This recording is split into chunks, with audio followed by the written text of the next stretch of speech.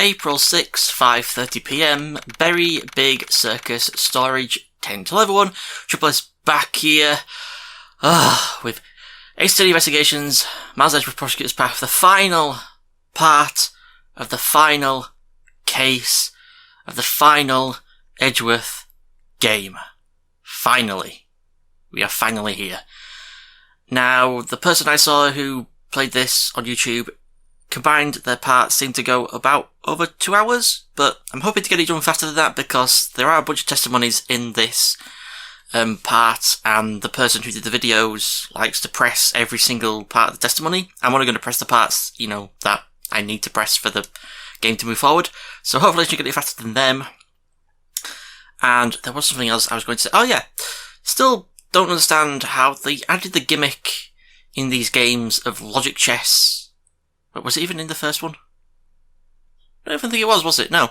But they added in logic chess, and logic itself, and deducing and everything, and none of that is the final, at all in the final part of this game. It's just regular pressing and presenting evidence. So, I would have thought, they'd have the thing, but I guess not. Anyway, let's finish this game.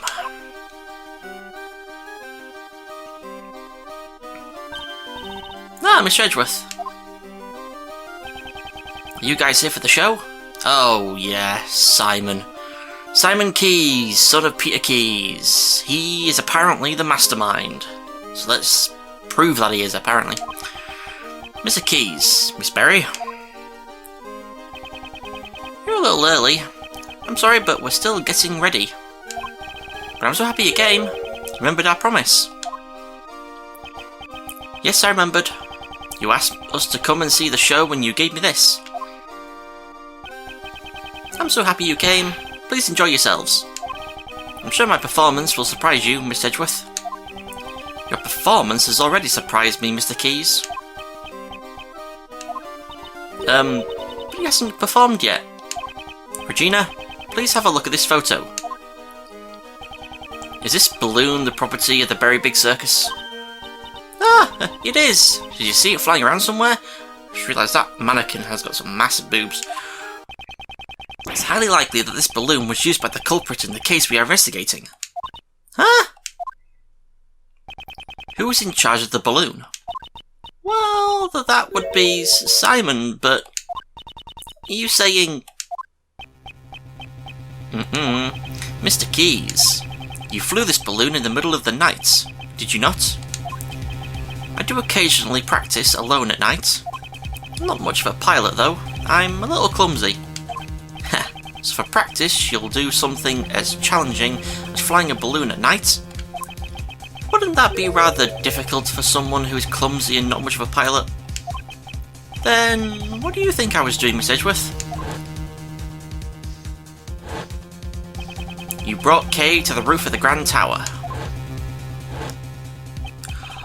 in order to frame her for the murder of Jill Crane. Not a single security camera recorded Kay using the elevator. Therefore, the only way she could have gotten up there was through flight. And the only one who could have flown her up there was you, Mr. Keyes. No way. Miss Edgeworth, how can you say that? That's not all.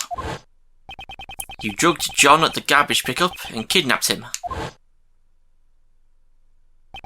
Wasn't that why you were late when you came to watch the trial of Patricia Rowland? No way! I've no idea what you're saying. There's no way I could do things like that. Please believe me. Miss Edgeworth, please! I wanted to believe you. However, you have broken that trust yourself. That's horrible. How would you say that? Didn't you once say that you would trust me? That you'd believe in me? Don't you worry about that. We're your allies. That's because we're a little like birds of a feather. Right, Miss Edgeworth? Birds of a feather, huh? Suppose that's true. We have sufficient information about your past. I doubt you had a motive to kill Knightley. Rather, you are probably the most affected by his death. And I doubt someone as timid as you could work up the courage to murder someone. Alright, I'll get you out of here. We'll believe in you. Ooh, bad choice. I'm so sad. Those words were all lies. It wasn't a lie. I really did trust you. Kay, even you said we were like birds of a feather, and yet... I'm hurt, Kay. You've hurt me deeply. Hey, Miss Edgeworth, maybe Simon isn't a bad guy after all. Objection! I see, so that's how you operate. I understand now all too well.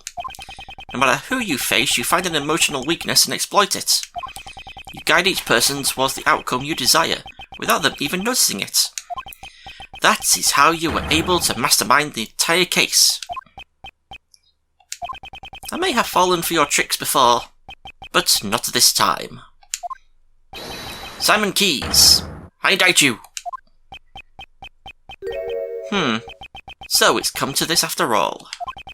You were always so full of confidence, Miss Edgeworth. But I rather like that, because now I can rip that confidence to shreds.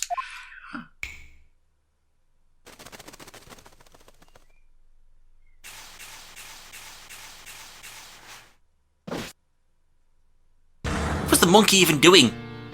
The monkey didn't even do anything. What? Why? Oh. Ha! Good work, everyone. His personality has completely changed. So, the animal tamer who could not tame animals, that was all a facade. This is the real Simon Keyes. Simon, that's not true, is it? Truth or lie, what difference does it make? Huh? Mr. Edgeworth just made me a little upset, that's all. I like the squirrels.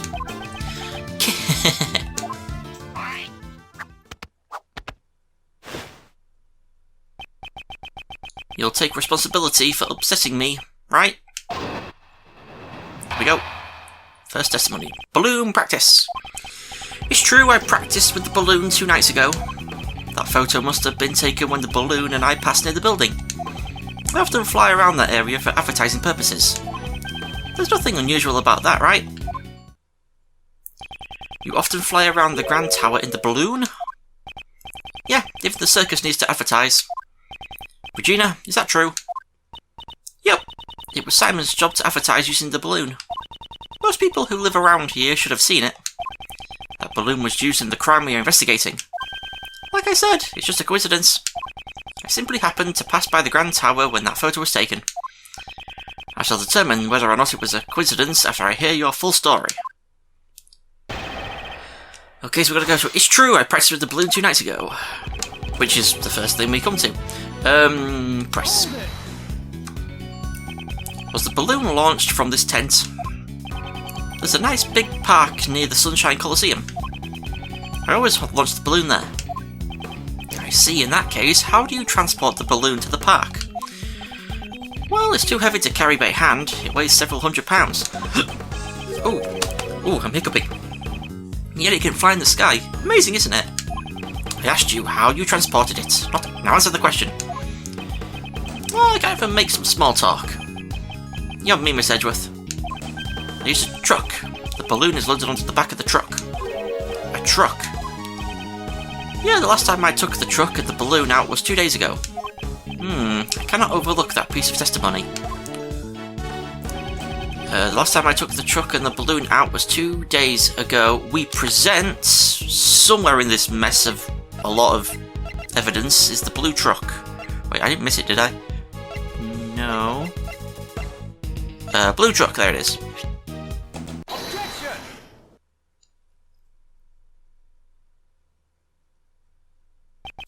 The truck you put the balloon into, was it blue by any chance? Blue? So what if it is? Today we saw a blue truck carrying a large basket.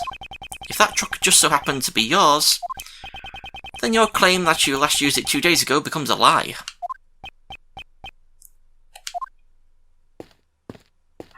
Hello? Oh, and of course, Emma. I'm pretty sure she's only going to be here so we can use one of her things again. That's it. Maybe it's luminol somehow, with blood. Maybe. I think, actually. Oh yeah, it says in my guide, dusting for fingerprints. That is the only reason she's here. She's such a minor character in this game, and is only here just so we can use her stuff. That is so insulting to her, but she's a great character. Anyway, Agent Lang, Emma. Miss Edgeworth, I finally found you. I've been searching for you ever since the incident yesterday. I dashed right over after Kay contacted me just a little while ago. Prosecutor Edgeworth, the thing you were looking for, I found it. It was placed in a blue truck at the dressing room parking lot. Lion Balloon Data Drop-Down Organizer. A blue truck, as I suspected. That truck is, without a doubt, the one I saw today. There are a number of blue trucks out there, you know. Who's to say you're not mistaking it for a different one? It's definitely that one. I got a good look at it. Ah, Miss Edgeworth, was that? It wasn't me. Okay, words have no strength without evidence to back them up. Ah, that's Miss Edgeworth's voice. Evidence, present evidence. Do I have any evidence to prove that this was the truck I saw today? Huh? What's wrong, Miss Edgeworth? Why are you touching the truck? The truck's body is cold to the touch. It seems to have been parked here for some time. You can figure all that out just by touching it. What could prove that this is the truck I saw? And gee, you should have taken a picture of the number plate. That would have been very helpful, you know? Anyway, okay. Looking for bloodstains, which would have been the luminol, but just for fingerprints, which is, again, Emma. And using metal detector, that probably would have come from Gumshoe, but it is dusting for fingerprints. I'd like to dust the truck for fingerprints. Ah! Fingerprints? What for? I don't see any point in that. A certain person's fingerprints should be left on this truck. These fingerprints will prove this truck was parked in front of the Grand Tower today. Whose fingerprints prove this truck was in front of the tower? Miles's, Simon's, Law's. Miles's, because he touched it. Edgeworth? Your fingerprints? Indeed. Earlier today I touched the truck at the plaza in front of the Grand Tower. I'd like to dust for my prints. Emma, might I request a scientific investigation? Oh, I should have got my mouse. I might have to grab my mouse for this. That's what I'm here for, just leave it to me. Maybe I can actually use the controller for this? I don't know. Right, we're all set. Go ahead, Miss Edgeworth. Wait, you want me to do it? Of course! Who else but Mr. Edgeworth would be up to the task? Here, I'll show you how it's done. Alright then. You're the scientist, but why don't you just do it yourself? First, we sprinkle some aluminium powder over the area you want to investigate. Someone's making very loud engine noises out there. Is it engine noise or is it wind? Sorry. It's a very windy day here. Like this. Touch the screen to sprinkle the aluminium powder. The powder will adhere to the fingerprints, so once you've sprinkled enough, you blow it away. Blow it away? Yeah, just blow it on it, with your breath. Whoosh! Blow the powder away by blowing into the microphone, which I can't do. Got it? Yes, I think so. Guess we'll do it for real this time. Just so you know, the key point is to sprinkle the powder all over. Okay, I can't do this with the controller. I don't even know if I can blow, because I don't know which... Okay, I'm gonna have to trial and error. I should have done this beforehand, sorry.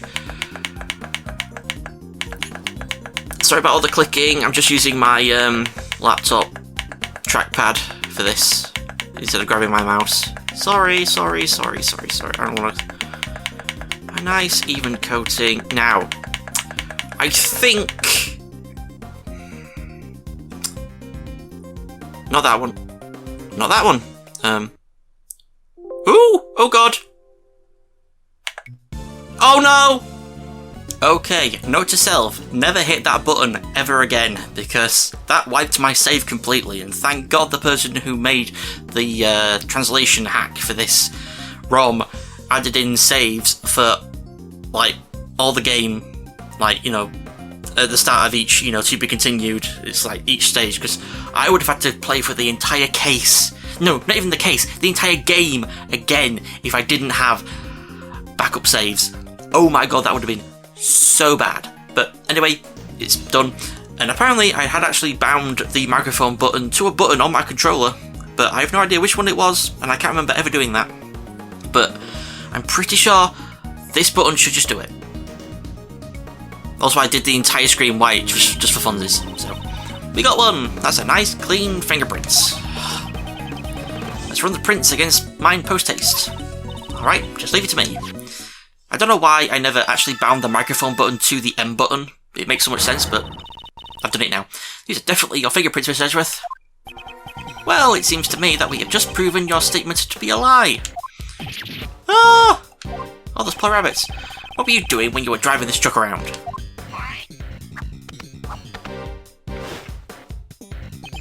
Just taking it for a joyride? Kay was abducted 2 nights ago. Your balloon was sighted not far from the scene. Today there was another kidnapping in which a garbage truck was used. And once again, your truck was seen nearby. This all sounds like nothing more than a pure coincidence to me. So it was a pure coincidence that you parked near 2 separate kidnappings? I doubt that. You were involved in both kidnappings, weren't you? Isn't it a bit rash to automatically assume that the 2 kidnappings were connected? Unmodified evidence to prove that the 2 crimes were performed by the same culprit. Oh, you're serious? I can't wait to hear this. Oh my god. Where's that face? It's turned to the Joker. What did Kay and John's kidnappings have in common? Okay, I think this lion balloon makes this game have like the most pages of evidence. If that lion balloon hadn't been added, I think this might have been tied with another game for pages of evidence. Not the amount, I don't think. I don't know. I mean, this might have still have the amount, and I don't know. Anyway, where are they? Sleeping drugs. I didn't pass them, did I? Because I have no idea what they look like. What do these sleeping drugs look like? Oh no. Oh, there we go. It's there. ZZZ. Sleeping drugs. Kay was knocked out with a powerful sleeping drug, and a bottle of sleeping drugs was found lying in the place where John was confined. The contents of the bottle were a match with the drugs used on Kay. Objection. So that's all you've got, huh? And here I was getting my hopes up. So the same sleeping drugs were used. So what? You think that connects the 2 incidents? Surely you must realise it yourself. That doesn't prove a thing. There must be something. Evidence that proves he is connected to those cases. The police, prosecutors, and even you, Miss Edgeworth, in the end, you're all the same. You make up evidence as you see fit, just so you can send some poor soul to prison. Isn't there someone like that here? A poor soul who was wrongly accused in the past? Objection. You're wrong. Who would do such a thing? Objection. Then show me the evidence. If you're going to accuse me of a crime, it's only natural. It's no use. I can't seem to find any other threads linking him to the kidnappings. Now then, have you finally run out of ammo, Miss Edgeworth? I still have preparations to make at the circus, so if you'll excuse me. Objection. Now, you two. No need to get so heated. And Simon, you're looking good in that clown makeup. Hey, what's your deal? Don't just butt in like that. Uncle Ray's not so good in such a stiff environment. I mean, why so serious, right? Okay, yep. These translators just love to put in the references. Hey Kate, how about a little trick? At last, my moment has arrived. The great Kay Faraday presents a Simon impression. Objection. What? Why are you? Enough already. Psst. Hey, Miles, I'm buying you some time to get all your ducks in a row. There's probably a better way to stall for time than this, but whatevs. Woo, nice one, Kay. I'm not so sure about this method, either. But I have to find something that connects Simon to the case. I need to find it now. Is there evidence not related to the kidnapping that's connected to the mastermind's identity?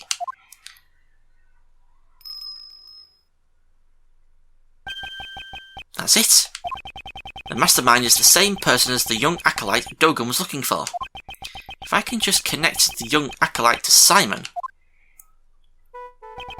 Which piece of evidence could be connected with the mastermind's true identity? Where would that be?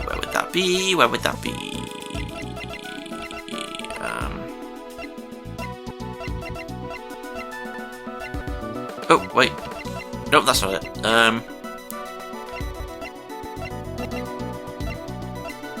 Correspondence chess memo, there we go.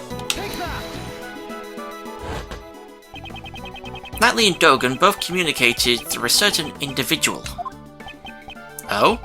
Then that somebody must be the mastermind behind the case. That's it. The mastermind played a role in the correspondence chess. If I can prove that it was Simon, then that's enough. I can't stomach any more of your sorry excuse for a performance. If you have no more objections, then I ask that you let me get back to preparing for the show. Objection!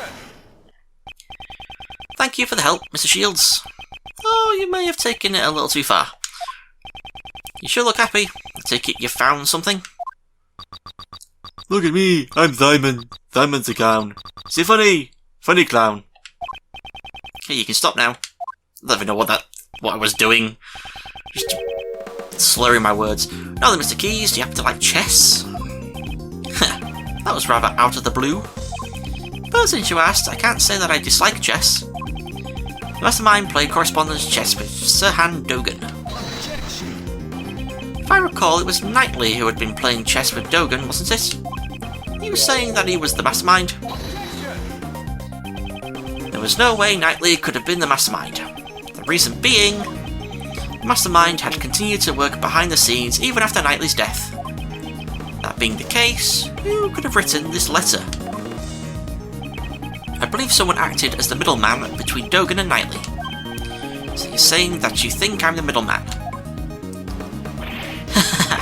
And just why would I have to go to all that trouble and do something like that? Most likely to make it appear as if there was a connection between Knightley and Dogan. And as a result, Knightley was killed by Patricia Rowland. No way! You're saying it was all set up so that he would be killed by her? What are you saying? There's no way I could manipulate a person that far. Look at me. It takes all I have just to get the animals to perform tricks.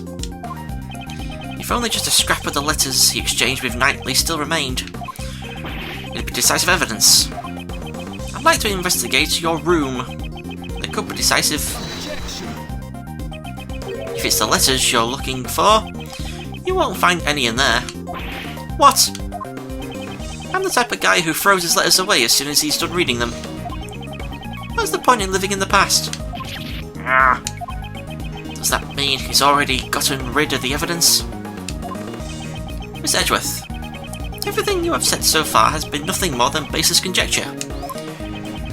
The evidence, I'm just one step behind it. What should I do? Am I all out of moves? Without evidence, I won't allow you to cast doubt on my friendship with Knightley. Who was that? Excuse me.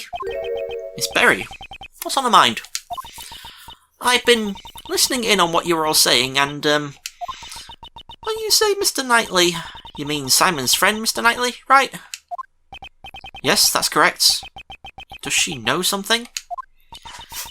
This morning a letter arrived from Mr. Knightley. It was for Simon. What? What did you say? But that's impossible. Knightley's already dead.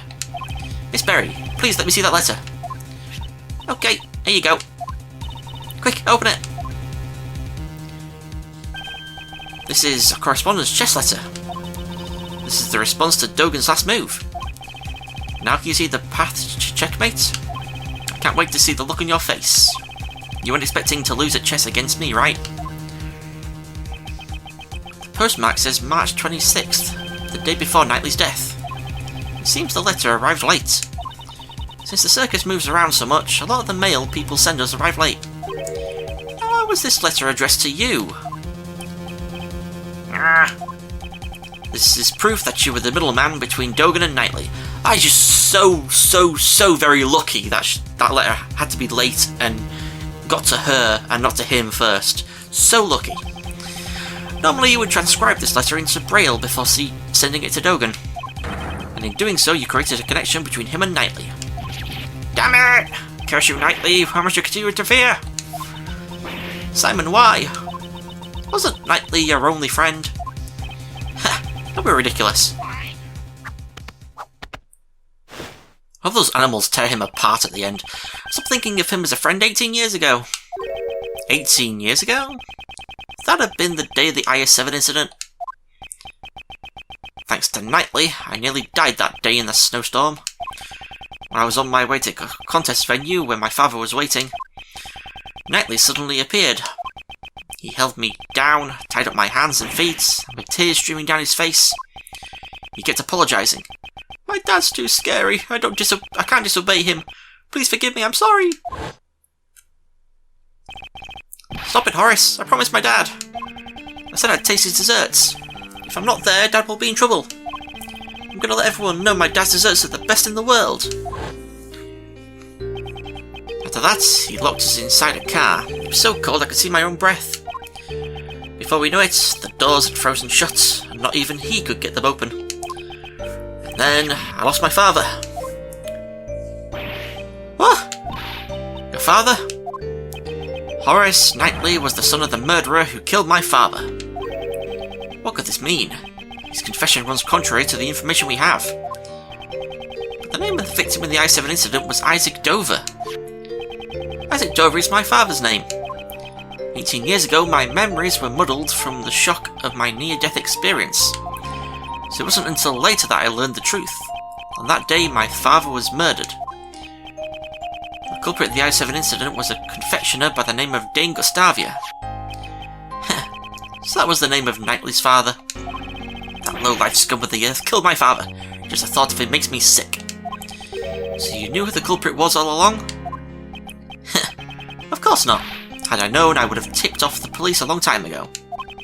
All I knew was that Knightley's father was trying to set up my own father. That's why I immediately knew that the one who died that day was my dad. Knightley had a hand in my father's murder. That traitor. He was the son of a killer. It's only natural that he ended up dead. It would appear that you are a victim of a very serious misunderstanding. Misunderstanding? Just what are you talking about? Isaac Dover, at the time, he was actively working as a sculptor in France, under the name Pierre Hoquet. Is that right? Well, I'm sorry to say I don't remember that at all. It's only natural you don't remember. After all, he's not your real father. Huh? What, is that supposed to be a joke? I'm not amused. You won't be able to laugh at all once I reveal the truth to you.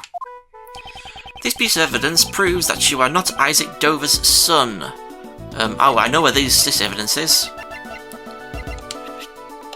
Mementos. What's that? Isn't that Knightley's chessboard and his ring? We need to take a good look at this ring's design. There are 2 letters inscribed in it. That is the seal Pierre Hoquet used as his signature. 18 years ago, it was found lying near the body of Isaac Dover. Why would Knightley have my father's memento with him? The police had found Isaac Dover's son and gave it to him. Isaac Dover's real son is Horace Knightley. What? That means I'm... In other words, you are Dane Gustavia's son. That's a lie. After all, my father is... My memories are...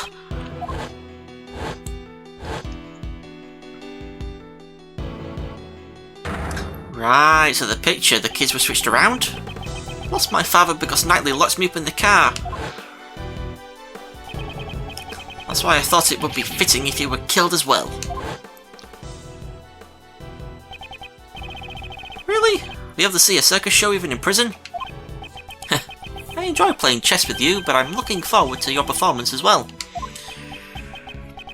Yes, please look forward to it. Alright, you better drop by again. I'll be thinking about my next move. Oh yeah, I've left something special inside that chessboard for you. You should check it out later. Something special? Not quite sure what you mean, but thanks. How are you on, Simon? If only you hadn't stopped me 18 years ago, we wouldn't have had to come to this. Huh? Did you say something? No, not a word. Goodbye, Horace. After all that, you're saying it was my father who killed Knightley's? Then that means it's all for nothing? I didn't want to become some weakling who could be killed by anyone. That's why I thought I'd follow in Mr. Dogan's footsteps. This finally proves it. Simon Keyes, you are Dogan's correspondence chess partner. And the mastermind behind this case.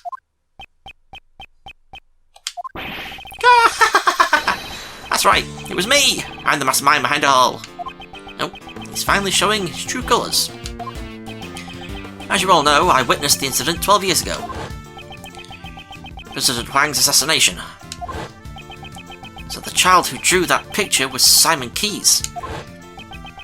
When I was found out, I was subjected to horrible interrogations over and over by that heartless Patricia.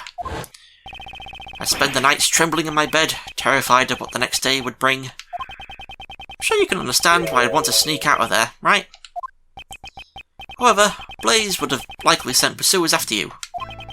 Exactly. I was on the run from them every waking moment, 24 hours a day, 365 days a year. I couldn't even sleep at night. I'd jump at the slightest noise. And that's why I became a circus performer. Blaze the Best was the chief prosecutor, and Patricia Rowland was the warden of the prison. No ordinary person would be a match for those two, and there were no adults I could rely on. Furthermore, behind the scenes was the body double who would set those two in motion. Though he was a fake, I was up against a nation's president. Talk about utter despair, right? My only ally was Mr. Dogan. He saved my life after all. He actually helped me out, unlike Knightley. If this story is true, it's ironic. Dogan, the fiendish assassin, was idolised by the child he saved. If I followed in his footsteps, I'd no longer have to worry about being eaten alive. That's right, now it's my turn. My turn to devour those who would feed upon me. I suppose you never thought to seek help from the police. No way, no way! No way. Yeah, 2. As long as Blaze was around, any evidence would be destroyed by him. Actually, didn't something like that almost happen today during Patricia's trial? I knew from the very beginning that things would turn out like this. The evidence from Patricia Rowland's trial. So he's saying that he expected the evidence would be destroyed. I see, so that's why you kidnapped John. To force a guilty verdict, even in the absence of evidence. Who's to say, but in order to expose the crimes of 12 years ago, there was no other choice. That's according to you. However, Blaze also attempted to kidnap John in order to manipulate the trial in his favour. Your methods are no different than those of the people you so despise. That's only if I were actually the kidnapper. But I would never do anything so evil. No way! Yes, just simply couldn't. Besides, Miss Edgeworth, I'm actually quite thankful to the real criminals for giving me the opportunity to extract such sweet revenge.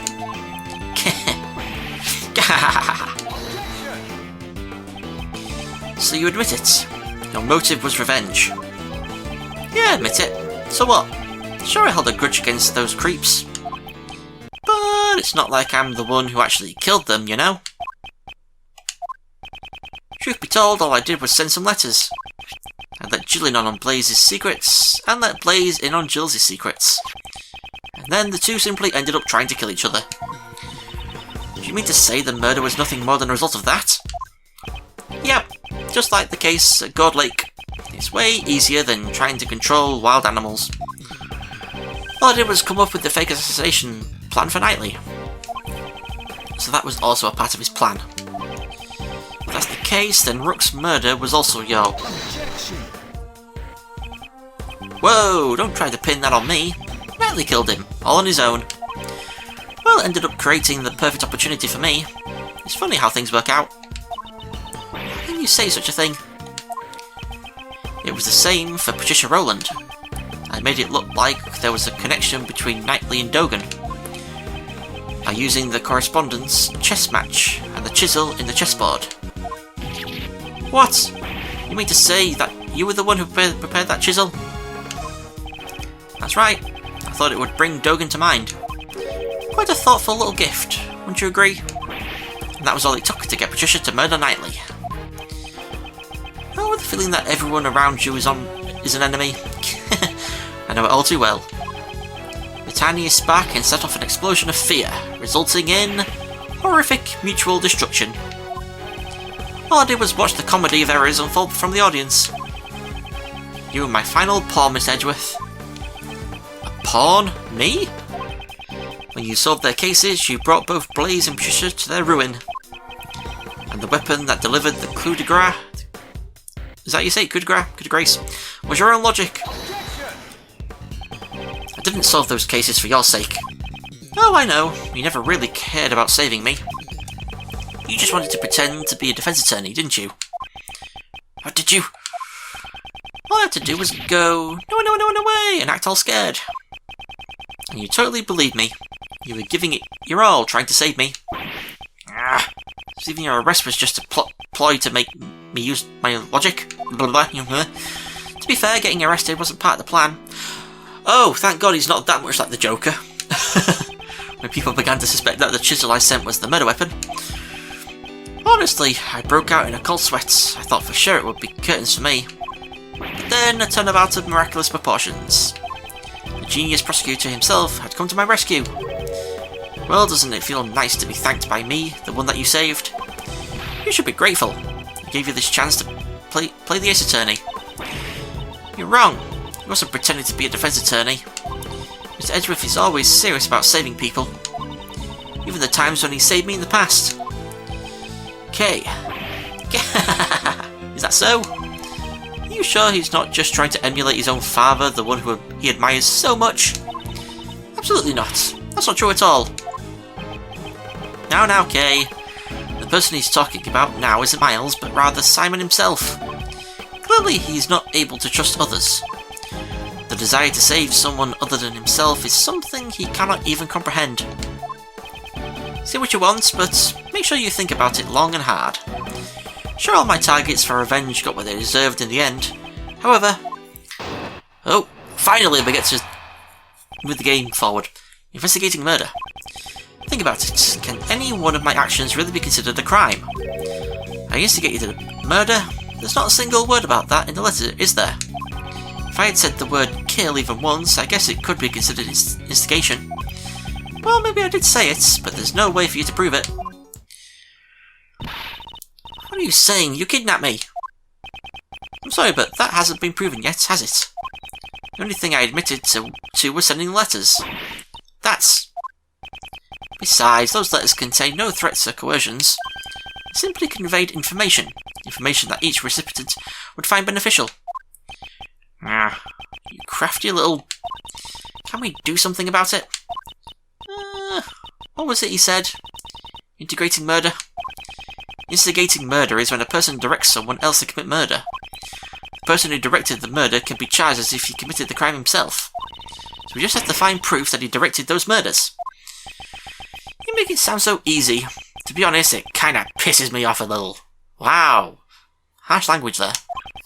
You're trying to frame an innocent person for murder. Don't you understand? I'm not obligated to waste any more time on this pointless discussion. I can't speak or read today.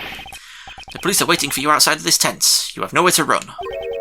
Really now, you think I wouldn't have an escape route prepared?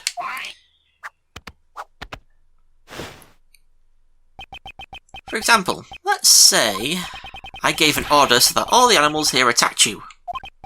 Now what if I were to take my leave during the ensuing chaos? What did you say? You can't be serious. It was just an example. Wouldn't that make for an interesting show? Here's another idea. What if I pulled out a hidden gun and took John hostage? That might be more exciting. I will never allow you to do such a thing. Can't tell whether or not Simon is being serious.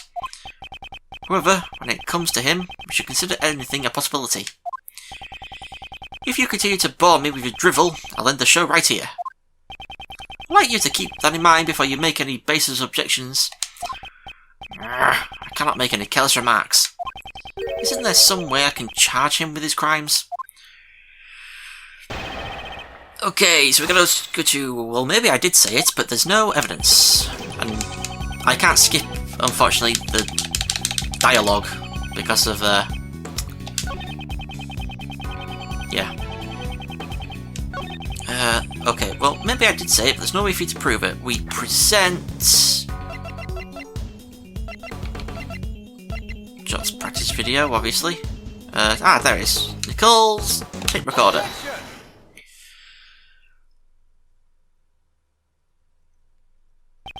It is my firm conviction that you instigated the murders. After all, you told me so yourself. Perhaps I should let you in on this, Mr. Edgeworth. Actually, I was the one who ordered Blaze the Best to kill Jill Crane. What? Did I say that? I really don't remember. You may think you can deceive us as much as you want, but unfortunately for you... you used a bug to eavesdrop on our conversations. But there was someone else who wiretapped that bug of yours and recorded the whole thing. It was... recorded? In other words, the conversation between you and that clown is recorded on that tape? Lang Z says... a schemer drowned in his own schemes. And this is what he meant. Miss Swift, I'd like to listen to your tape. Roger. It's right about here. Miss Edgeworth, Judge Courtney's cell phone is ringing. Who is this? Are you the person who ambushed Kay? Miss Edgeworth, I want to listen on this too. Very well. This is where it starts. Well, I must say. Huh? That's odd. What's wrong? Well, there ain't nothing recorded past this point. What? Why? Why wasn't it recorded?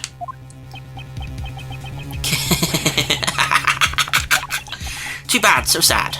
Did you really think I'd leave behind any incriminating evidence? The bug I planted is a special feature. It can be turned on and off with a remote control. What? That sort of thing exists? Sort of thing exists? Nah. Certainly, remote-controlled listening devices do exist.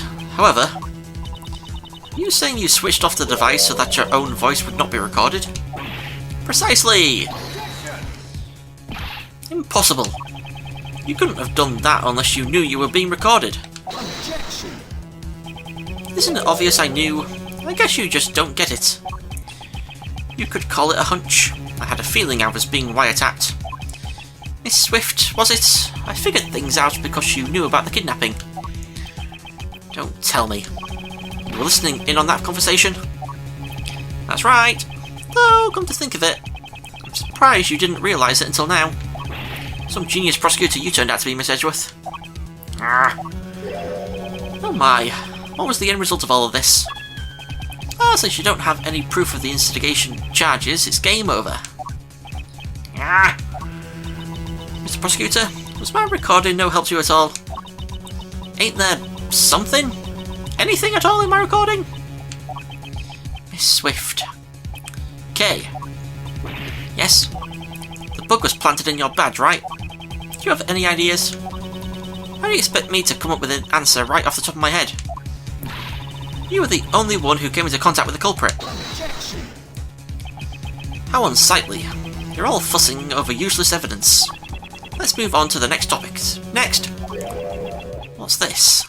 He seems a bit eager to change the topic of conversation. You were the only one who came into contact with the culprit. Only Kay came into contact with Simon. If any sound was recorded at the time she was with the culprit...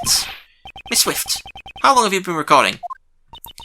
Since 2 nights ago, I reckon. Since 2 nights ago. In that case...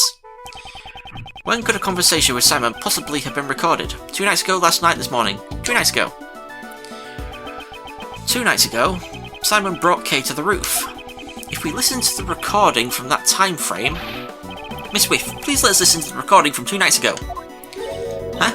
Oh, okie dokie.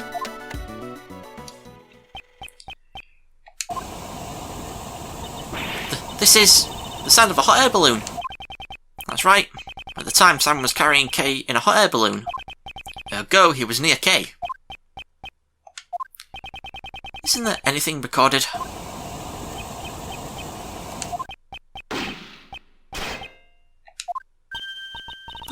That was... a gunshot?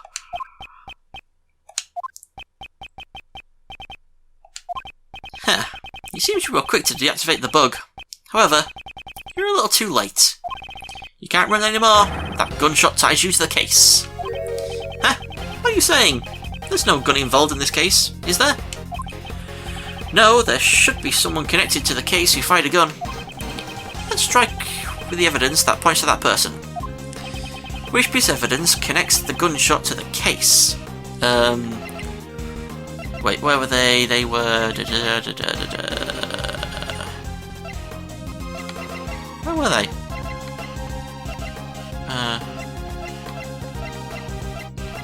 Did I seriously pass it? Where was it? Oh my god, I'm blind. Oh, this guy. Crime scene notes. This is what happens when it's just pictures and no words to describe what the evidence is. It's written right here in the body double's autopsy report. Gunpowder residue was detected on his right hand. Where was Kay at the time this gunshot was recorded? That's right, she was being carried to the roof of the Grand Tower in your balloon. As it turns out, there were a few more people on that very same rooftop at the time. You mean the double and me? Certainly after we talked for a brief moment, the body double noticed something and had me leave before him. Now what if the gunshot rang out after that? You can clearly hear it in the recording. I doubt that you wouldn't have noticed it.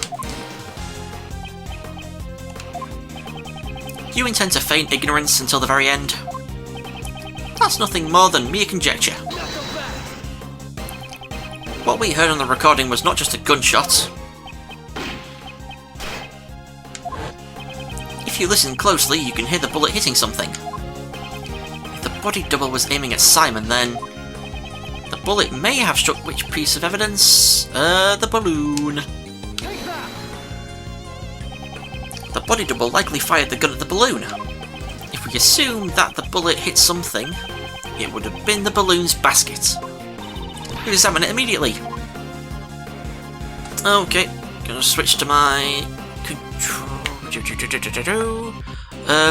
Don't freak out on me, please, game. Okay, it says bottom of the basket. Oh, there it is. This hole. It's a bullet hole. A bullet hole was found in the basket. You won't be able to talk your way out of this one. It's just gonna say, like, it's been shot before. I mean, I assume the bullet might still be in there, so that'd be good. Anyway. Line updated, only organised. How do you intend to explain the gunshot and bullet hole? So, you figured it out. You're good. I guess it's impossible to hide anything from you. Spit it out already. Okay, no need to be impatient. 2 nights ago. It happened when I was riding the balloon to the rooftop. I saw the body double and you, Miss Courtney, on the roof. Talk about surprise. When the double noticed me, he told Miss Courtney to leave ahead of him.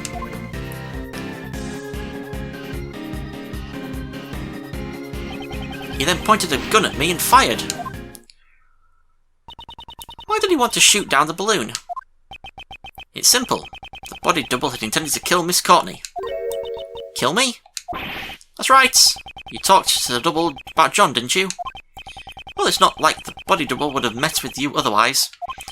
From his point of view, it was like showing him evidence that he was a fake. You mean he was afraid of Judge Courtney because she knew about John's past? Afraid? That's exactly right. That body double was a coward after all. You remember how his hands were trembling when he fired the gun at my balloon. We all clear now? I was only there by chance. Just a friendly witness who was passing by. Let's prove this wrong. Where am I? My guide. He then pointed the gun at me and fired.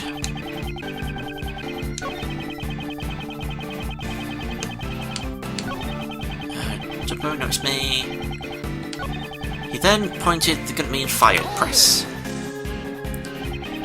The bullet struck the balloon's basket cleanly.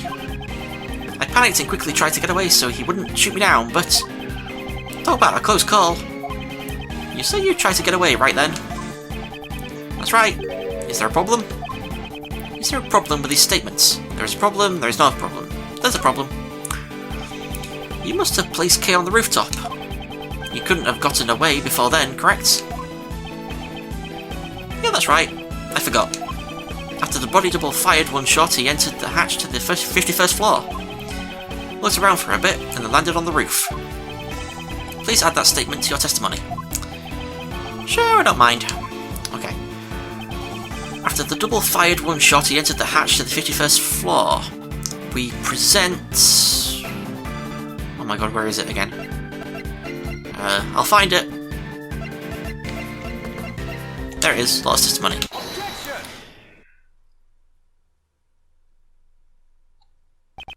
Once again, you lied. Lied? The body double could not have entered the storeroom on the 51st floor 2 nights ago. Miss Hart's testimony proves it. What? How can you trust that sham journalist's testimony? What'd you say? You can't insult my mentor like that. 2 nights ago, that lady was staking out the 51st floor. Given that, just how did that body double leave the roof? Indeed, that is what we must now prove. If you did not use the elevator on the 51st floor to leave the roof, then only one route remains. How did the body double leave the roof without using the elevator on the 51st floor? The lion balloon. The body double flew. He flew? Simon Keyes, he rode in your balloon. Hey, stop joking around. Why would I have needed to give the body double a lift? The elevator had a security camera, and the 51st floor was being watched by Miss Hart. Your balloon was the only way the body double could have left the roof.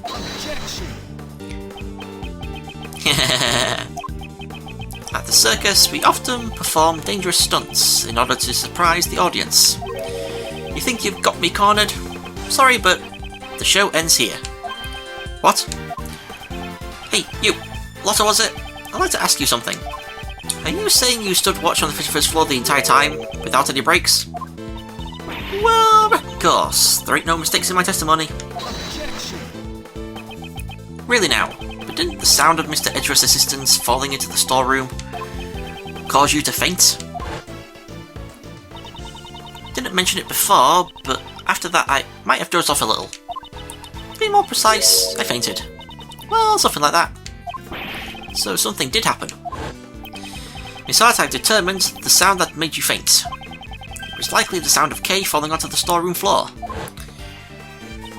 Well, what's your point? Nobody's perfect. Look at her, Miss Edgeworth. That's the kind of person you're relying on. Kay fell into the storeroom after the body double had left the roof. In that case, I have a theory on how things happened. After that cowardly body double fired a shot at me, he went and hid in the shadows until Kay fell into the storeroom. What? So what if he was hiding? Good grief, you guys still haven't noticed. What if the body double stayed hidden until Lotte had fainted? And then he went down to the 51st floor? That can't be. Precisely. The locked room mystery on the roof has been unlocked. Ah! Ah! You even said it in my voice. But wait, there's more. I told the hidden body double about John Marsh. That's why he attacked John the next day during practice, but got himself killed instead. In other words, the one who murdered the body double was none other than John. John had no motive to kill the body double. He knew. He knew he was the real president's son. And how would he have known that? Because I told him so. In a letter. What did you say? That is a lie. Yep, it's all a lie. Huh? But then again, maybe not. Maybe I really did tell him. Right, John? It's true that I caused Muzilla's head to fall. But I didn't know about my dad until today. I'm not lying. Oh, really? I wonder about that. I found out about the head falling thanks to the bug. But if you were the one who caused it to fall, and the body double was crushed to death... That settles it. You're the culprit. You successfully carried out your revenge. Congratulations! All the pieces of the puzzle are now in place. As Miss Edgeworth would say, logic fits. Now then, any rebuttals? might be the final one of the game. The murder of the double. Manipulating humans into fighting with each other. Sounds just like me, right? It's the same thing to Knightley and Blaze. At any rate, there's no way the body double could have gone for a ride in my balloon. The double was crushed by the monster's head, right? Who was it that caused the monster's head to fall? Do you understand now? Who the body double's real killer is? The truth that I provided them with gave them a big motive for murder. Get it? Those two tried to kill each other because of the truth you're so fond of. Impossible! Hey, you detectives over there, hurry up and arrest this murderer. What's wrong? Why aren't you moving? Damn! I thought so. Just admit it. In the end, aren't you all the same as Blaze and the body double? You ignored the prime suspect and come after me without any evidence. How easily it can be distorted to best suit your needs. This law you all believe in. That is by no means true. If you're not going to arrest anyone, maybe I should have a talk with the policeman outside. If I tell them that John Marsh is the killer, they'll be forced to take action. Simon Keyes, your testimony isn't over yet. Ah!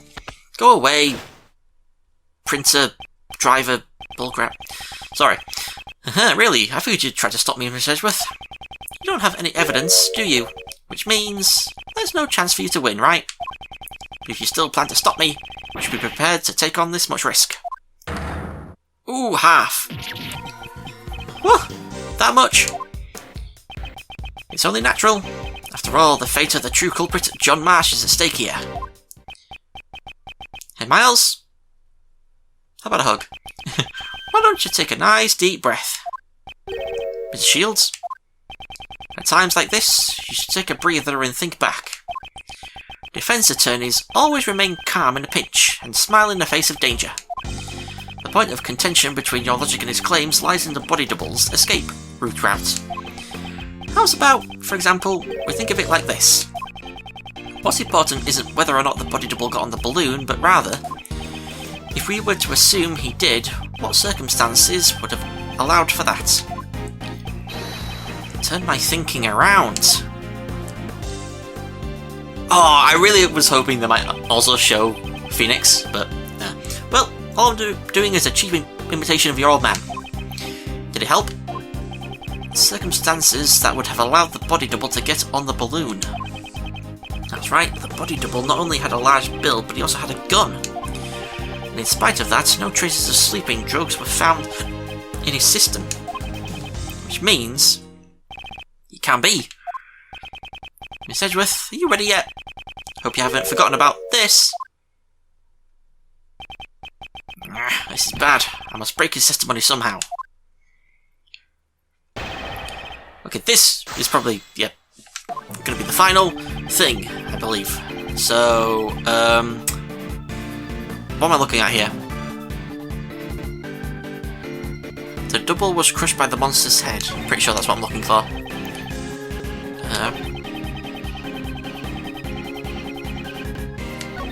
Double was crushed by the monster's head, right? We present the lion balloon.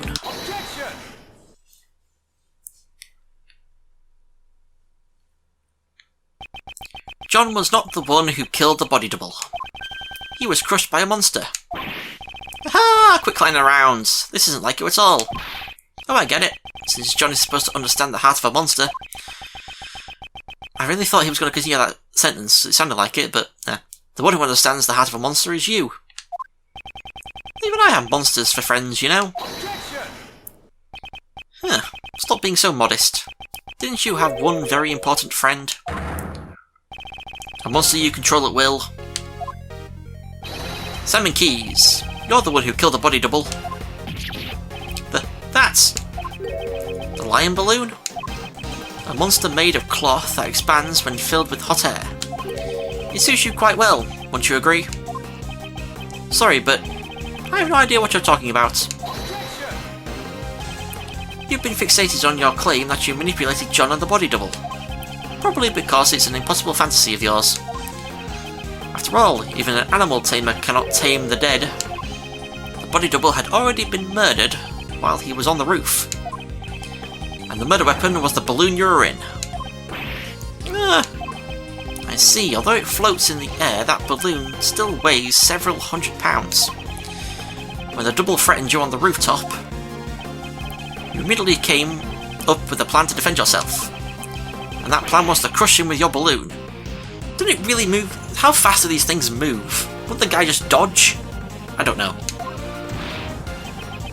Whether the body double wanted to get on, or that he was carrying a gun, none of that matters. Because what you carried in your balloon was the body double's corpse. Objection. Hold on a second, Miss Edgeworth. You're saying the double was killed on the rooftop 2 nights ago? Well, that simply doesn't match up with the time of death. What did you say? That's not like you at all, Miss Edgeworth.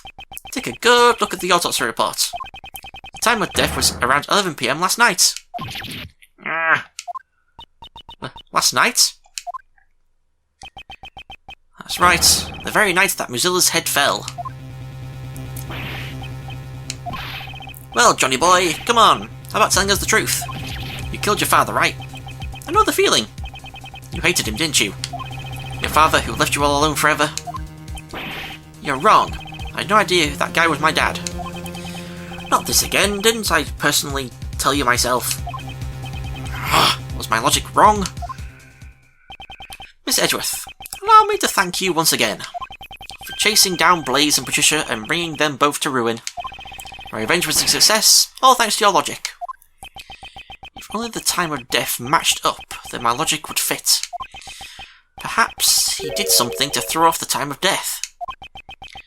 And what's more, Dane Gustavia, was it? He even took down the culprit of the I-7 incident. Dane Gustavia and the I-7 incident. That's it. Gustavia killed Dover and hid his body in a block of ice. Mr. Gustavia intended to freeze the body in order to throw off the time of death. If the time of death had coincided with the tea party, Mr. Gustavia would have been suspected. That is correct.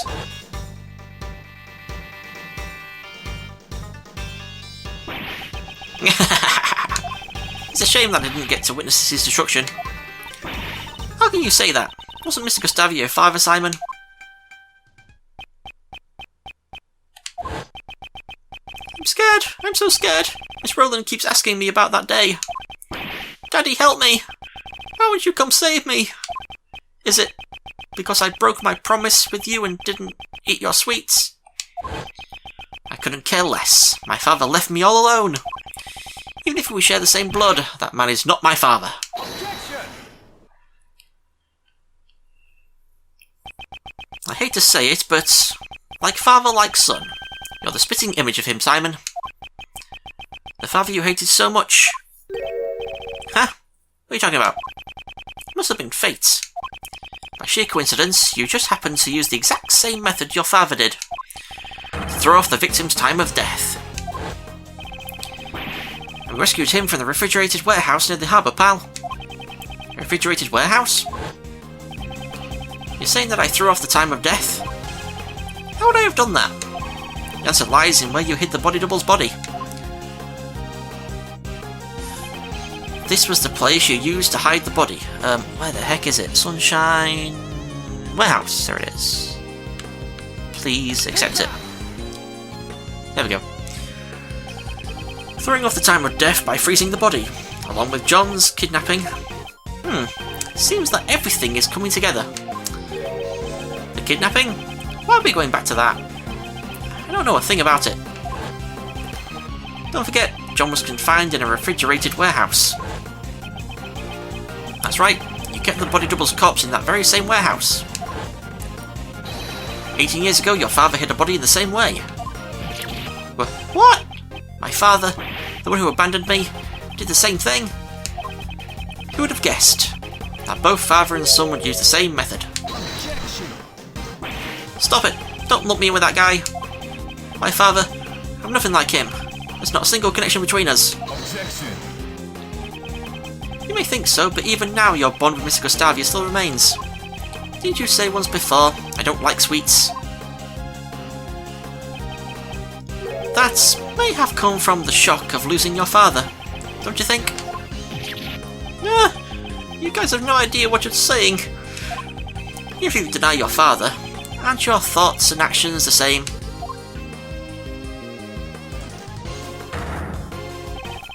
Particularly your belief of sacrificing others to protect yourself. And finally, your crimes were brought to light just as his were.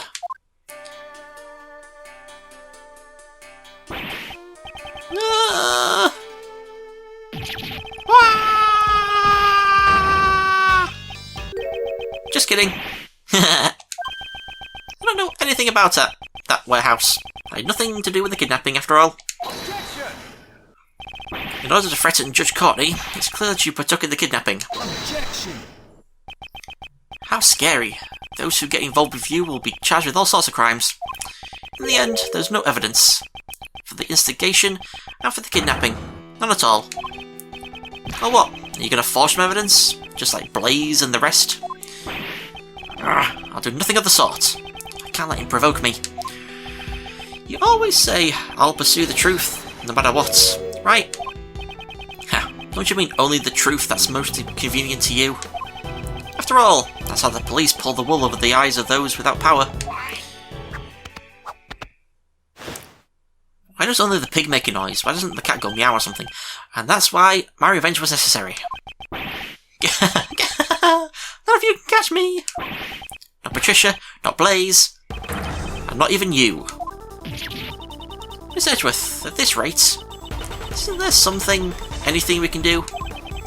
Even though all my logic points to this man, I just need evidence. Even a single piece of evidence would suffice. Well, it's been a fun show. It looks like it's time for the curtains to close.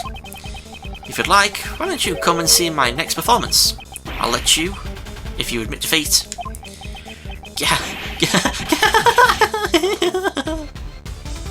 I'm trying to do a crazy laugh. Oh, who's this? Who was that? Hey, Gumshoe! Sorry to keep you waiting, Miss Edgeworth. Gummy! Where'd you go? I was just doing the job that I'm able to do, pal. Detective Gumshoe. A report, please. I did a quick investigation, sir, about the warehouse John was at. That refrigerated warehouse is currently being rented by the Very Big Circus, just as Mr. Edgeworth said.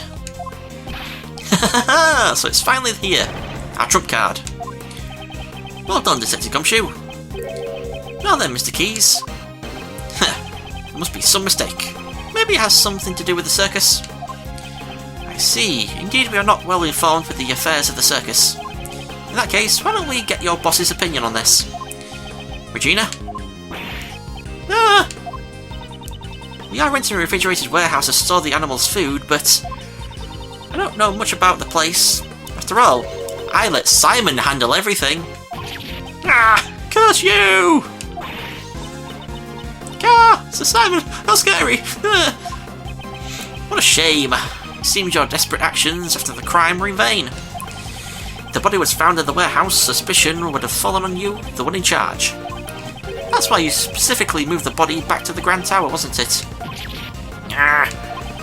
However, us finding John confined at the warehouse was a fatal mistake on your part. Our resident great thief and detective are both rather exemplary. What's wrong? I can even tell from your face paint that you're looking pale. It's not over yet, Miss Edgeworth. Your logic is missing the most important piece of evidence. Oh, please do tell. Isn't it obvious? Evidence that I killed the body double with the balloon. You can't present it, can you? After all, there's no way such evidence could possibly exist. The evidence... it exists. What did you say? If Mr. Keys murdered the victim, traces of the murder should still remain here, on the balloon. It should become clear once we examine the basket of this balloon. The balloon again. Did you already find the bullet hole? There's no way you'll find anything else there. It'll be fine. Right, Miss Edgeworth? Miss Edgeworth is a hero who always finds the truth no matter what he's up against. That's right, pal. Of course it's going to be fine. Edgeworth has gotten out of more impossible situations than I can count. Miles, I believe in you too. But more importantly, I'm sure your old man watching over you believes in you as well.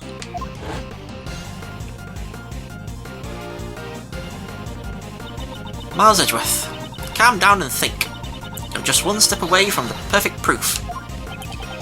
The body double was killed by this balloon. The proof lies in the traces left on the basket. Simon Keyes, it's time for you to atone for your crimes. I'll see it with my own eyes. The moment of this past case is settled once and for all. Please, Prosecutor Edgeworth, deliver the final blow to this unforgivable person. This is the final piece of evidence that proves your crimes. What traces were left on the balloon that crushed the victim? Where is it? There it is. The bouquet! And that is the last thing I have to do. We are finished. When John found the body, a bouquet of lion lilies was there as well. Lion lilies? The flowers from Zengfa that represent the bond between parent and child? That's your evidence? Surely they must be buried under a mountain of garbage by now.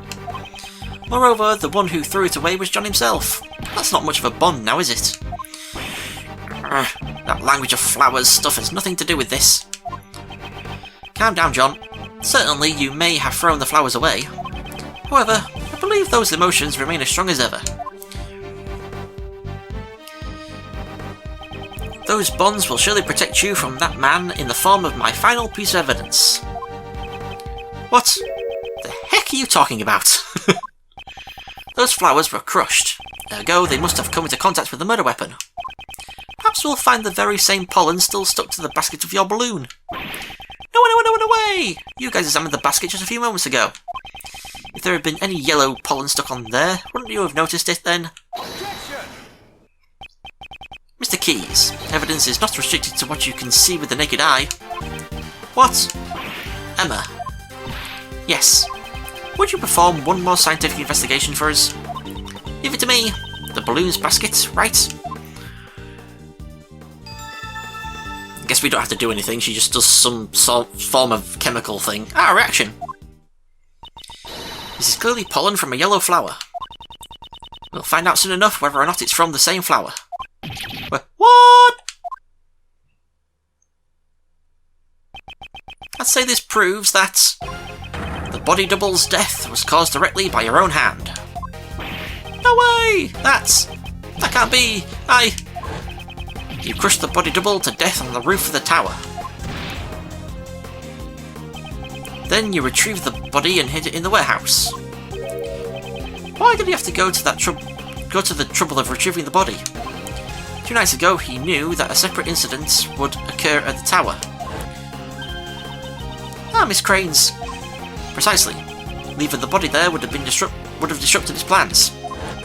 I see, but even so, he couldn't leave the body in the circus warehouse either. Exactly. So the next day, when he was bringing the body back to the tower once again, he saw the small fire John started, which caused Mozilla's head to fall. Was that when the idea came to you? Your plan to pin the crime on John? You made it look like the murder weapon was the fallen head. Such foul, cowardly behaviour. For that reason, you carried the double's body in the balloon and lowered it into the film lot. At that time, the figure of the body double being lowered down by a rope was captured in John's video recording. It's being lowered down by a rope? Okay. Damn! It was all... You saw through it all! Damn it! Damn you! You manipulated animals, you manipulated people, and you manipulated cases. Almost as if you were a king. However, it's now all come to an end. Simon, the animals have gotten angry.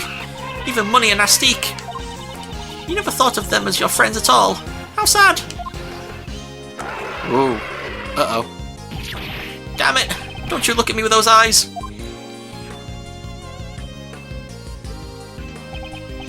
It's about time you went back to being a mere clown. A fitting end to your pitiful jester's act. Ah! So stay away! Get away from me! Stop it! Please stop it! Daddy, help me! I'm scared! I'm so scared! I don't know anything! I didn't do anything bad! They were the bad ones, weren't they? Horace, why? Why did you stop me? If you hadn't done that, It's that way around. Okay, I couldn't even trust the police. Nobody would have helped me.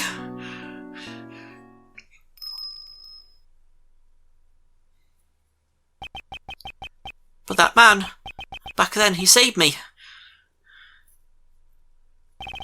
The only one who helped me was Dogen, so I used everyone else. What's wrong with that? Stop it! Don't come any closer. Stop! Owie, owie, owie! Aye! Hiya!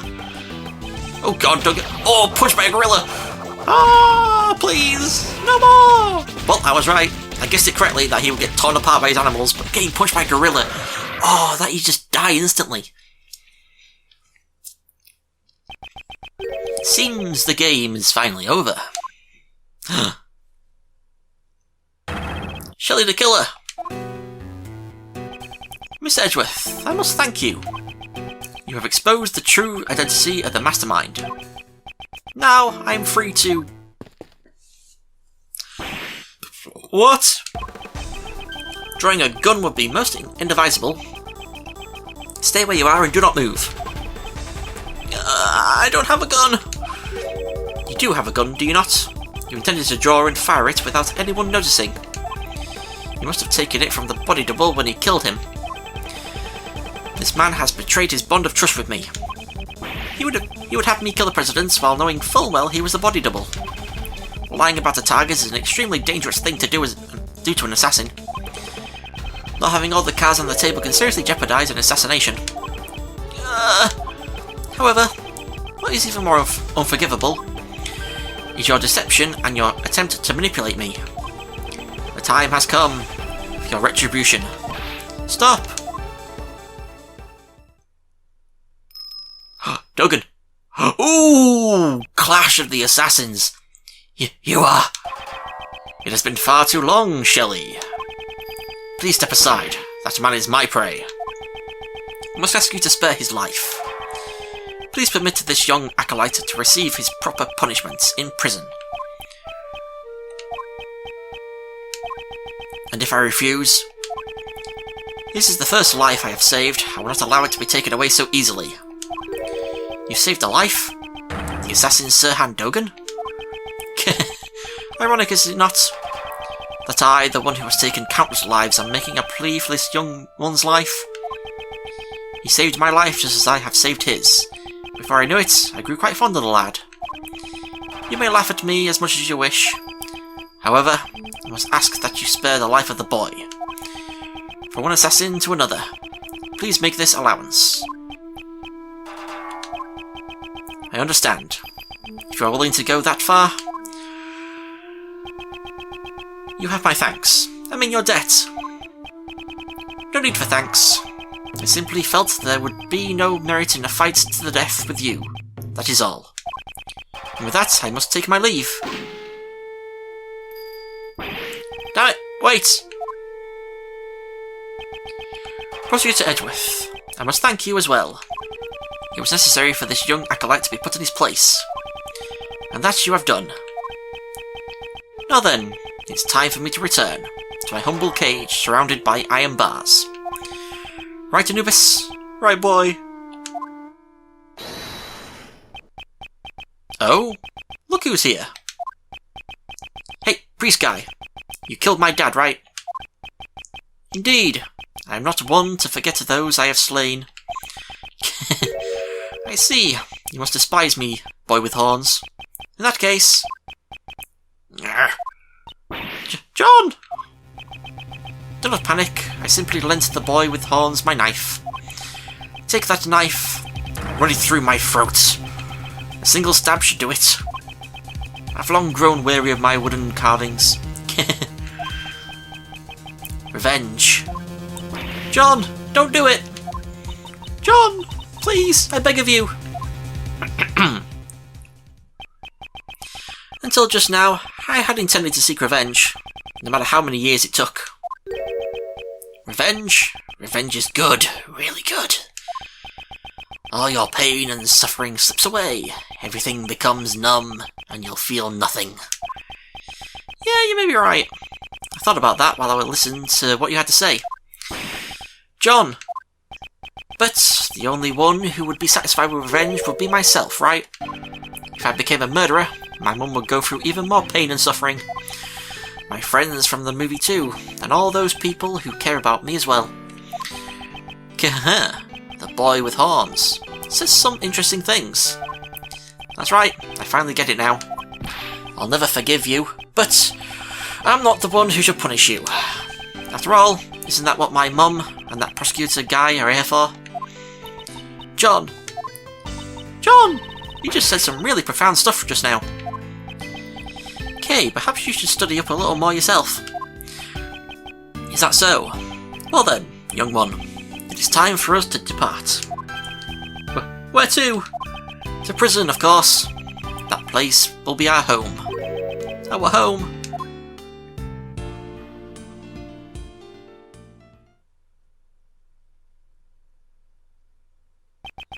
And with that, the case that involved and affected so many people came to a close. However, there was still one last thing I had to do. April 8th, 2:54 PM, Grand Tower, PIC Meeting Room. The gang's all here. Miss Edgeworth, sorry to keep you waiting. Why'd you call Uncle Ray and the rest of us out here? Miss Edgeworth? The formal proceedings have just come to a close. Huh? What are you talking about? This is the place where I once relinquished my prosecutor's badge. This is your prosecutor's badge. Prosecutor Edgeworth, what is the meaning of this? Consider this my resignation. I am no longer a prosecutor. In order to save me when I was suffering from memory loss, A certain man once said, the only ally a defendant has is their attorney. By trusting in their clients, an attorney draws closer to the truth. The sight of that man still shines brilliantly in my eyes. Just as the image of my father fighting in court does. Gregory. However, this is nothing more than that man and my father's way of life. It is not mine. Miss Edgeworth, I think I shall live as a prosecutor after all. I see. So you've made your decision. I'm sorry. No, I understand. That's your answer, isn't it? It is. Okay, then that's the end of this conversation. Don't regret it. Even if you beg me later, I won't let you work for me ever again. I understand. But you know, Miles, mind if I ask why you chose to live as a prosecutor? Mr. Shields, you asked me this before. To fight crime as a prosecutor, or to save people as a defense attorney? You need to think carefully about how you want to live your life from now on. I've thought long and hard about that question ever since. How should I live my life? And after this case concluded, I finally found my answer. I want to save people as a prosecutor. As a prosecutor? Simon Keyes, he too was a victim.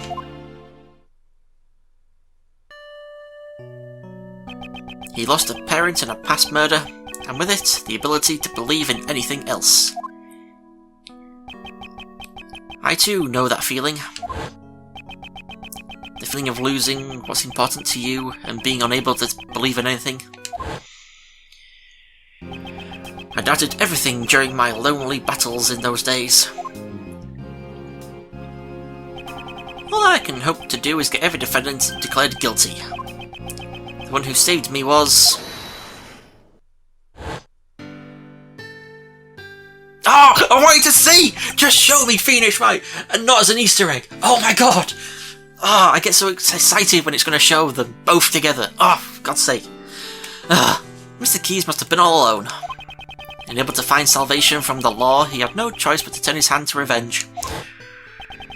I suppose you never thought to seek help from the police? No way! As long as Blaze was around, any evidence would be destroyed by him. Actually, didn't something like that almost happen today during Patricia's trial? I want to save those like Simon Keyes. So, how would you save him? I'm sure this tragedy could have been avoided if only he could have relied on the courts. But instead, he was cornered by Blaze the Best, who used the power of law for evil. The form of the law can change depending on who wields it. It can be at once a shield to protect and a blade to harm. That too is a contradiction of the law. A contradiction, huh? That's true. It sure is a contradiction in the law. The way the law is right now, it isn't always completely right. The only way to right those contradictions is by joining in the court system. The one who could have saved Simon Keyes was not an attorney, but rather a watchman of the law, a prosecutor. I shall face the contradictions in the law as a prosecutor. I see. That's just like you. But you know, it'll be tough. It won't be just a walk in the park. You'll be going up against the law itself. You do realise that, right? I do. However, someone must. Yup. Uncle Ray believes in you too. The law evolves and grows, just like all of us do. I'm sure you can pull it off. After all, you're Gregory's son. Your old man would never give up, no matter what. His eyes always saw only what lay straight ahead.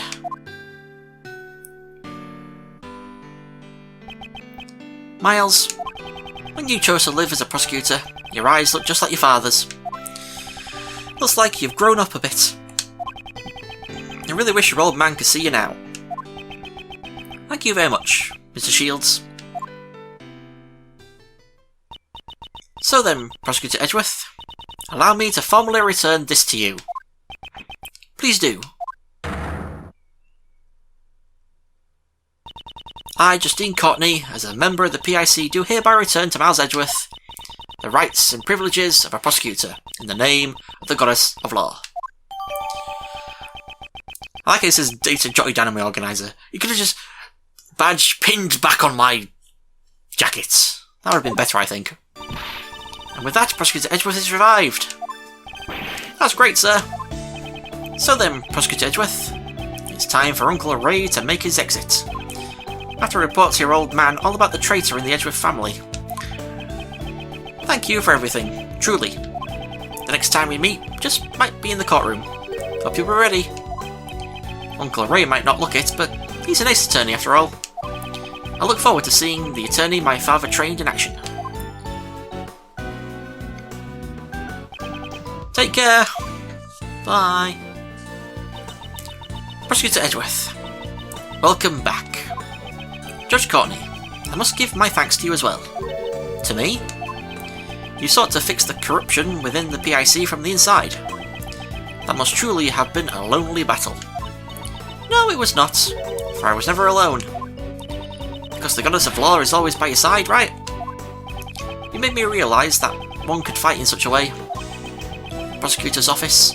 No, the entire legal world is caught up in this contradiction. If that cannot be set right, there's a truth that will never see the light of day. It was only through your help that I was able to find this new path. One that fights against the contradictions in the law. I too find that promising, as one in the service of the Goddess of Law. We shall certainly succeed in helping the law grow. Let's meet again in the courtroom. Yes. I must apologise for my shameful acts during the trial 2 days ago. Next time, I shall fulfil my duties as a judge perfectly. Your Honour, I do not intend to speak regarding your ideals, Prosecutor Edgeworth. However, the greatest judge I know is one overflowing with humanity. Even during a trial, that judge experiences happiness, anger, sadness, and joy. But nevertheless, always hands down the correct verdict in the end. It's difficult to say, but sometimes I feel that perfection is not always correct. So a judge too has the right to behave in such a manner.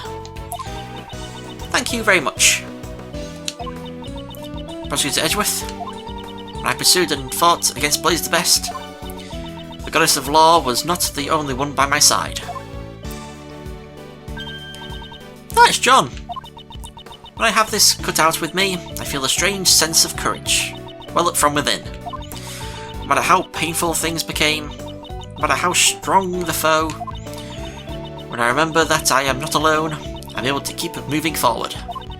Wrongs must be put right, for John's sake as well. John too lost his father in a past crime. That is more important to me than even the words of the Goddess of Law. Though I'm sure the Goddess would be angered by those words. Your bond with your son is the secret to your strength, I imagine. Don't have to be perfect, I just want to grow little by little. Both as a judge and as a mother. That is how I feel. It seems there is much each of us has yet to learn. Agreed. We are still but children before the world. Let us grow in our respective paths until we meet again. I shall look forward to that reunion. May the blessings of the Goddess of Law be upon you as you follow your new path.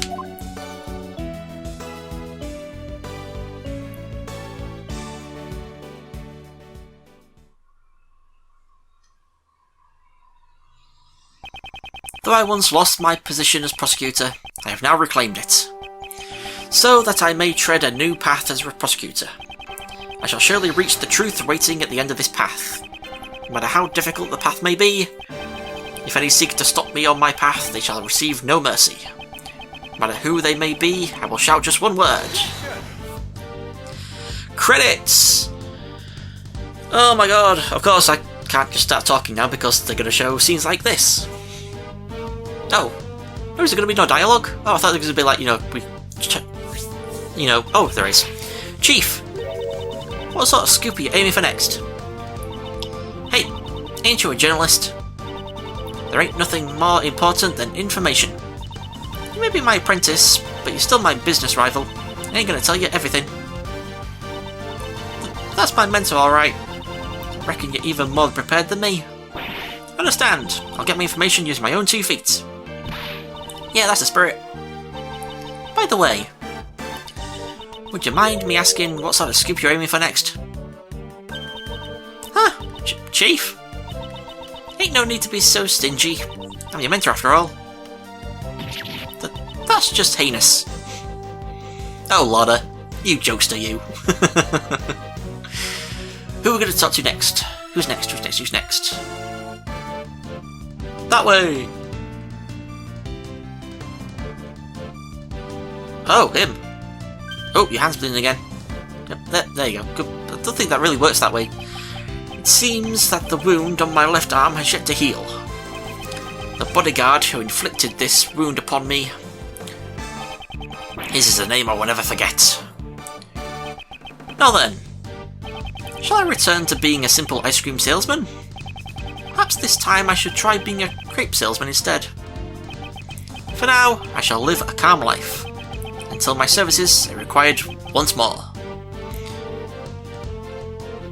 Ah, okay. Just no one hire that guy and he'll be fine for the rest of his life. Oh, him. I might have been knocked out once by that prosecutor named Edgeworth. But I'll keep on trying to escape. I won't let him dampen my fighting spirit. Ain't that right, Rocky? That gong that'll sound off my next escape will ring out soon enough. Until then, let's keep working out. Okay, kind of a minorish character to go back to, but okay. Oh, pain. Not pain. Sorry. Are you inquiring into my studies to become a pet groomer? I'm working as hard as ever. I spend every day covered in mud. Perhaps this suits my true nature far better than the life of a newspaper salesman. Once I leave the prison, I hope to earn an honest wage as a pet trimmer. Huh? My sentence has been extended? Because I was Warden Rowland's accomplice? Oh. Ah. Why do you think I've been giving a rat's ass about these stupid animals' well-being? The hell with the pet trimming license. Pet trimmer's license. Damn it! Okay, sometimes they go a little bit quick for me to read them fast enough. who's next? Is anyone else next? Hey, Regina. Regina was really shocked by the truth about Simon too. I mean, I trusted him as my subordinate. But there's no use fretting over it. The show must go on. I have to do my best so that I won't lose to the magic of ventriloquist divisions. I'll put on the greatest performance ever. One that'll blow away this entire case. Oh, God.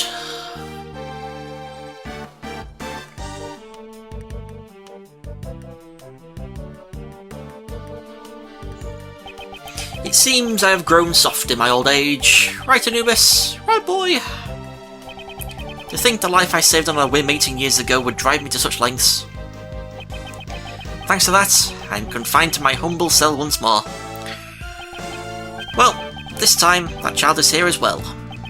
Perhaps it won't be such a bore. Right, boy? Are we going to hear from him? Okay, which one of them is it? Both of them, oh. Today's dessert is chocolate cake. That gently melting moment of hello. I will wait for you forever, Kate. I shall come here every day, just as you and Raymond did for me. Monsieur Shields, Prosecutor Edgeworth, I am truly grateful to them. I cannot believe I am able to eat your desserts once more. Monsieur Master. Oh, I have been allowed to distribute my treats in both the detention centre and the prison. For the past 18 years, I have brought joy to one and all with my delicious sweets. Okay. He just decides to blurt that out again.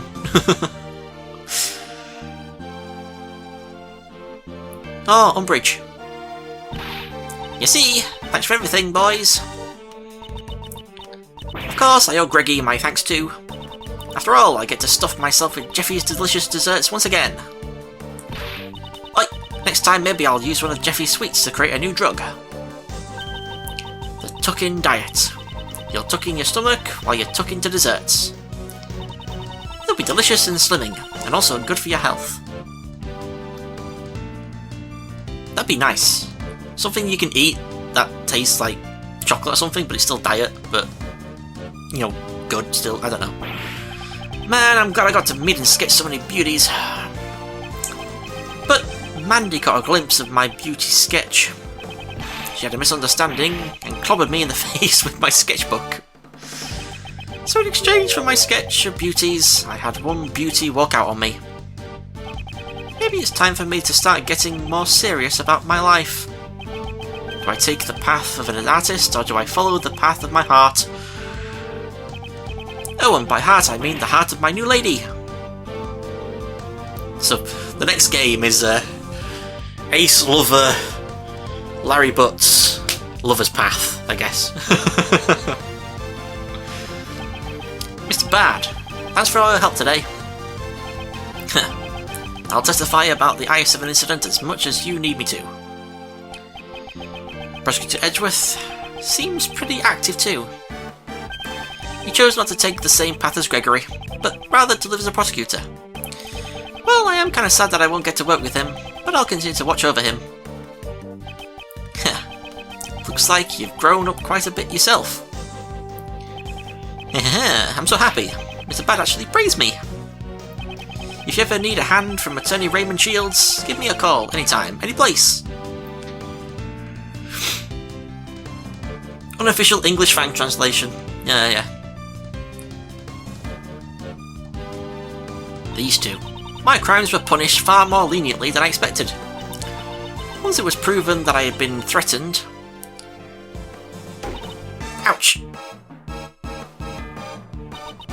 No crime is more heavy or light than any other. I'm sorry, of course I regret what I did.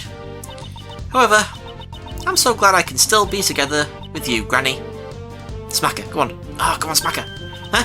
You want to hurry back to work? Aha, that's right. The next corpse is waiting for us after all. Oh, I wanted to do the smack again. Ah.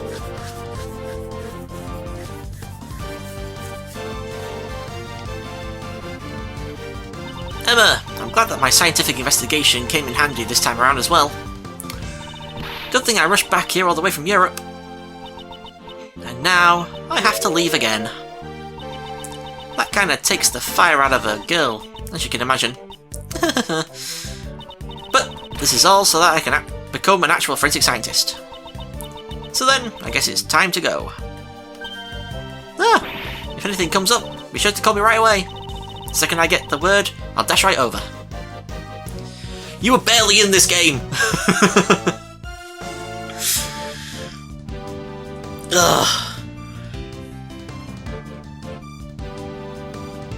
Ooh, Francisca. The greater the father, the greater the expectations are for their children. Prosecutor did the best, was it? His way of life shall be tested henceforth. Just as mine was. Miles Edgeworth chose to live a different life from his father as prosecutor. I suppose that too is an answer. Okay. We've got to hear... Oh, that's a nice shot. We've got to hear from Sebastian, right? Come on, where is he? Oh, Lang. I could never have imagined the truth that my old man was hiding. Unlike me, who only thought about the Lang clan, my old man was trying to protect an entire nation. But I swear to you all that I will carry on his will. Even if the president was a fake, and the real one was murdered, I swear that I, together with my men, shall revive Zengfa. Someday I will surely show you all a Zengfa brimming with life. Good on you, man.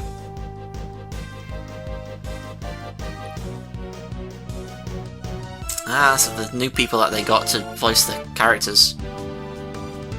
That's cool.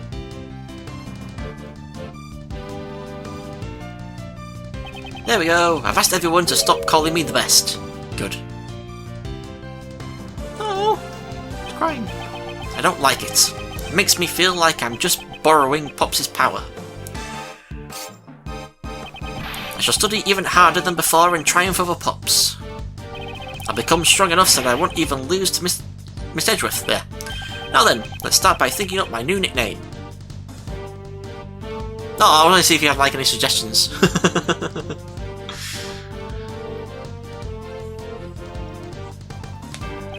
A lot has happened, but thankfully, the film was a roaring success. The gossip articles about the murder made our movie the talk of the country.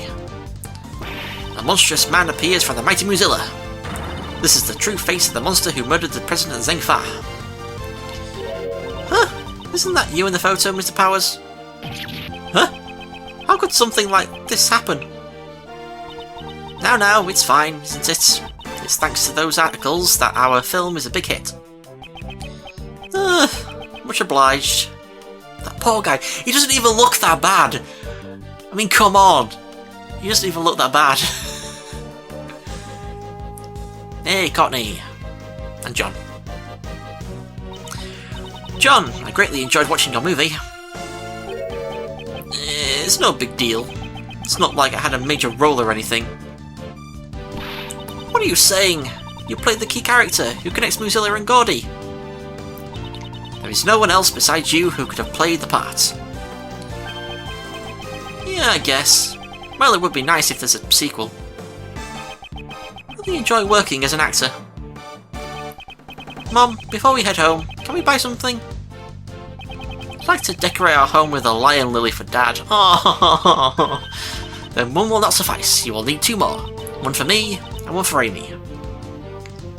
Aww, so cute. For Capcom making this game. Yeah, that's good. Now for the after credits scene. April 8th, 4:17 PM, High Prosecutor's offices, room 1202. Wow, we were really busy with all those cases, weren't we, sir? Indeed, we were. Why did all these incidents happen in such quick succession? I feel like things are always busy whenever I'm around. Wait, Kate, wouldn't that mean you're a magnet for crimes? Hey, Gummy, that was rude. I do get the impression that he's not entirely wrong. So then, Kay, do you intend to resume your training to become a great thief? I don't know. Huh? Is something on your mind, pal? How should I put it? Until now, I've always been chasing after my father, so that I could become a great thief, just like him. Like the previous Yatagarasu, I suppose. But watching you, Miss Edgeworth, made me think. Maybe instead of chasing after my father, I should find my own path. I mean, you didn't become a defense attorney, either. Chasing after a parent's shadow isn't the only path in life for a child, after all. I'm going to aim to be a hero in my own way. That sounds good. But of course, that doesn't mean I'm going to throw away the name of the great thief Yatagarasu. No matter what sort of hero I become, Kay will always still be Kay. Thanks, Gummy. And Gummy will always be Gummy. Of course, pal. I plan to keep pushing forward on my path of a detective after all. Miss Edgeworth, look forward to continuing to work with you, sir. Yes, I'll be counting on you, Detective Gumshoe. Detective, you've saved me many times during these past cases. You have my gratitude. I suggest you look forward to your next salary assessments. Huh? What? Does that mean what I think it means? What's wrong?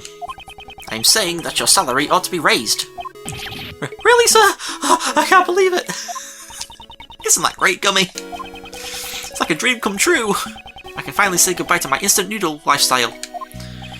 However, that doesn't mean you can start slacking off. The real work begins from here on out. You should prepare yourself. Yes, sir, roger that. I'll devote my body and soul to following after you, Miss Edgeworth.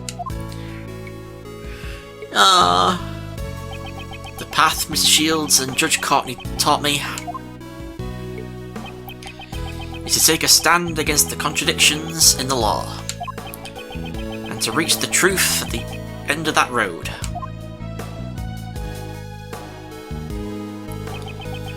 What am I able to do? That is a question I must continue to dwell upon. Certainly, this path will not be easy. However, Prosecutor Edgeworth, when I pursued and fought against Blaze the Best, the goddess of law was not the only one by my side. Nice, John! When I have this cut out with me, I feel a strange sense of courage well up from within. When I remember that I am not alone, I'm able to keep moving forward. Heh. Your bond with your son is the secret to your strength, I imagine. Bonds, huh? Ah! I completely forgot! That was sudden. What's wrong? I was searching for members for the new Yatagarasu team. Now that you mention it, I do remember you saying something to that effect. But in the end, I wasn't even able to find a single person. Can you imagine it? A team combining their powers in order to steal the truth. I wanted to create an invincible team like that, but... What are you saying, pal? Don't you already have a team? Together, the three of us can solve any case that comes our way. Yeah, you're right. Prosecutor, a detective, and a great thief. With the invincible trio of heroes that steals, captures, and pursues the truth. Hearing all that kinda makes me feel sorry for the truth. As long as the three of us are together, there's nothing to fear. Isn't that right, Miss Edgeworth? Yes, you are correct. Even until his last moments, my father ran along his own path. I too shall advance along mine, accompanied by my somewhat boisterous comrades. As long as they are by my side, I can walk forward without hesitation. On this new path as a prosecutor and attorneys, the path I walk is not my father's. However, I am certain that the two paths are not separate. Though we may walk in opposite directions, our destination is the same.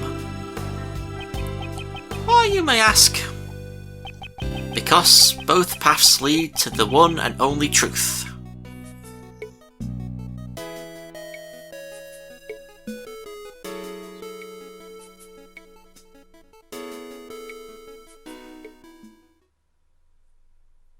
The end of the case and the game. Oh, we did it! guys. So I'm gonna click save. Let's go back to the main menu. I assume it's going to take us back to the main menu. Yeah, and there we go. So we did Turnabout Target, the Imprisoned Turnabout, the Inherited Turnabout, the Forgotten Turnabout, and the Grand Turnabout.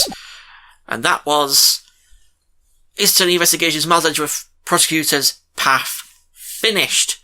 My only complaint that I could have about this game, well, I guess if I was playing this without a guide, I think my main complaint would be the logic chest, because that just seems quite difficult to do if you're not following a guide. I'd be so confused about what stuff to pick and panicking, because I hate stuff with timers. I hate games with timers where you have to do something in a amount of time, like the end of Halo with the Warthog run. I hate doing that because of the timer. It's just so annoying and tense and drives me insane. Anyway, but beyond that, my only other complaint was this game has so much dialogue.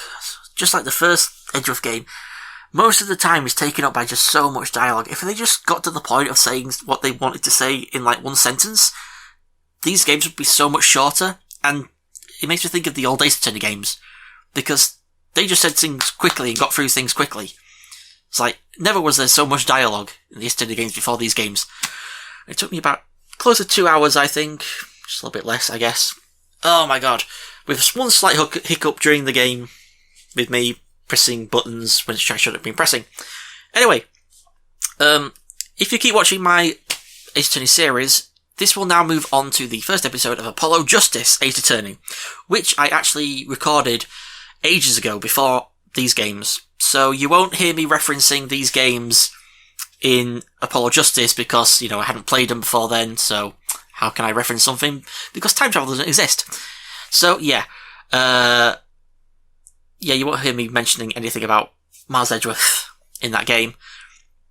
But now, in terms of what's here and now, I am considering trying to record my 3DS, or my 2DS, and play the two other Ace Attorney games that I have, which is Dual Destinies and Spirit of Justice. Now, they will be in lower quality. I know people are able to send off their DSs to get chipped so that they can export a video out of them with a capture card and stuff. I'm not going to do that.